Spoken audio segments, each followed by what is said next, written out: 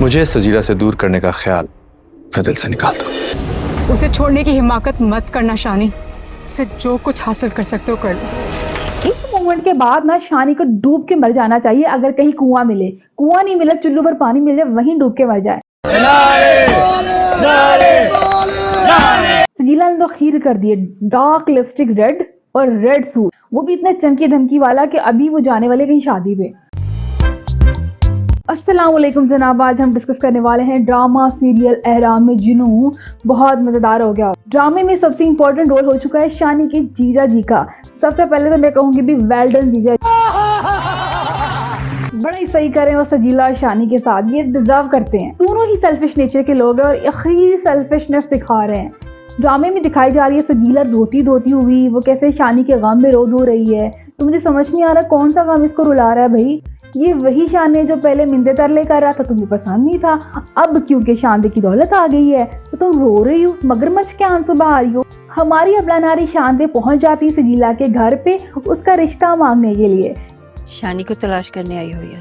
इतना बड़ा दिल दिखाती है शानदे और आगे से सजीला अपनी चीपनेस दिखाने से बाज नहीं आती, लेकिन बहुत ही परफेक्ट आंसर देती है शानदे। बड़ा अच्छा तरीका है मर्द को अपने पल्लू से बांध के रखने का। मर्द को पल्लू से बांधने का शौक होता तो मैं आज यहाँ ना होती। अच्छा, सजीला का मुझे समझ नहीं आता, खुद अखीर लालची किस्म की नेचर है, इसको खुद कोई मोहब्बत का मीन भी नहीं पता है। हमेशा शानी से कहती है मोहब्बत में ये नहीं होता, मोहब्बत में वो नहीं होता। भाई तुमने कौन सी कुर्बानी दी है मोहब्बत के लिए? तुम तो आखिर लालची औरत हो। और अब हमने रिसेंट एपिसोड में उसका डायलॉग सुना। ठीक है, तुम उसकी फिक्र को अपने सीने से लगा के सो जाओ।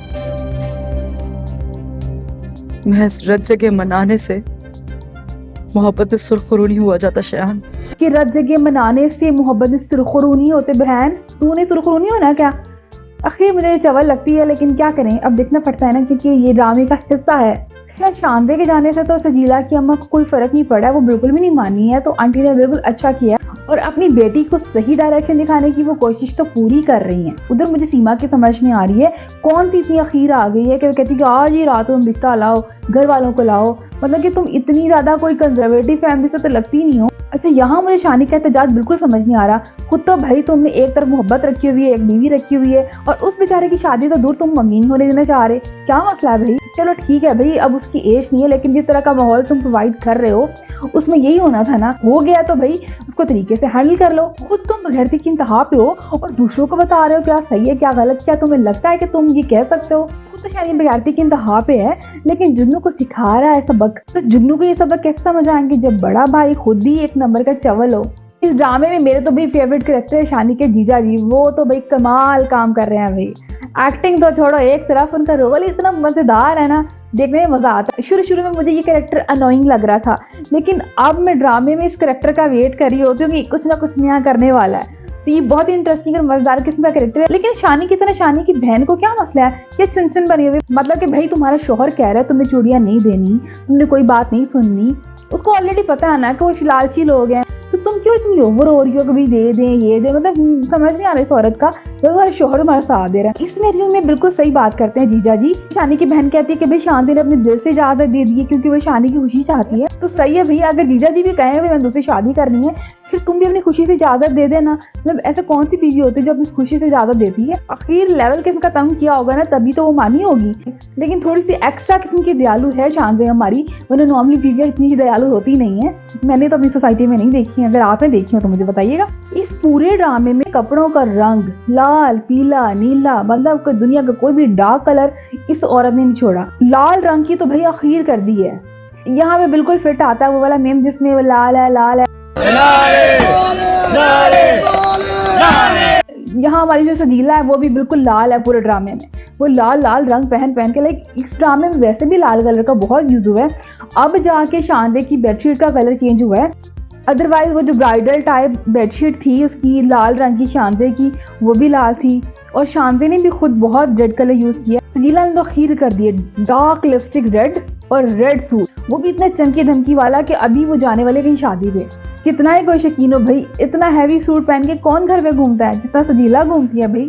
शानी के जीजा जी ने शानदे का नमक हलाल करते हुए पूरी कोशिश शुरू कर दी है कि भाई कि सजीला जो है वो शानी की ज़िंदगी से निकल जाए, और इसलिए जीजा जी ने भेजा है अपना दोस्त सजीला के घर पे।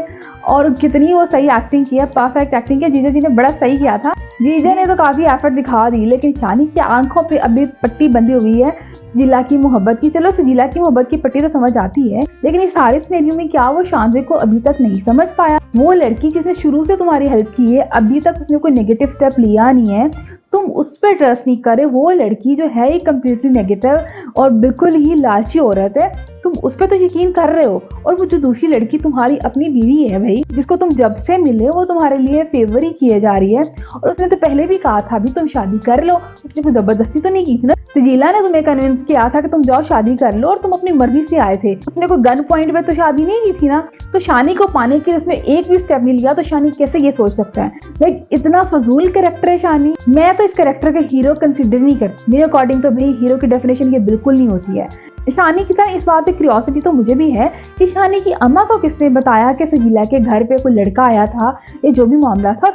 और शानी की अम्मा तो एपिसोड 1 से ना पूरी बात नहीं करती हैं, और शानी की अम्मा अपनी तरफ से वो बात तो बताती, लेकिन ये नहीं बताती कि बात बताई किसने है। तो शानी इस मामले में शानजे पे इल्जाम लगाना शुरू हो जाता है, तो इसमें कसूर अम्मा जी का भी है। और शानी की खुशफहमी है कि सजीला इसके इंतजार में बैठी है। वो तो बाई चांस सजीला को कोई लड़का अमीर मिला नहीं है, वरना शानी को तो कब की उसने लात मार के चले जाना था। और मेरी बड़ी ख्वाहिश है कि ऐसा होना तो चाहिए, सजीला को कोई अमीर आदमी मिल जाए और वो शानी को लात मार के चली जाए, और तब शानी को रियलाइज हो। अभी भी शानी सजीला के चक्कर में कहता है कि भाई वो शानजे को छोड़ देगा, तो वहां पे जवाब देती है उसी पर शानी का फिटे मुंह, जो वो इतना एक्सट्रीम स्टेप लेना चाह रहा है कि वो शानजे को छोड़ देगा। तो वो लालची औरत कहती है कि जितने पैसे जितनी चीजें तुम इकट्ठी कर सकते हो उसे इकट्ठी कर लो। उसे छोड़ने की हिम्मत मत करना शानी। मतलब ये कि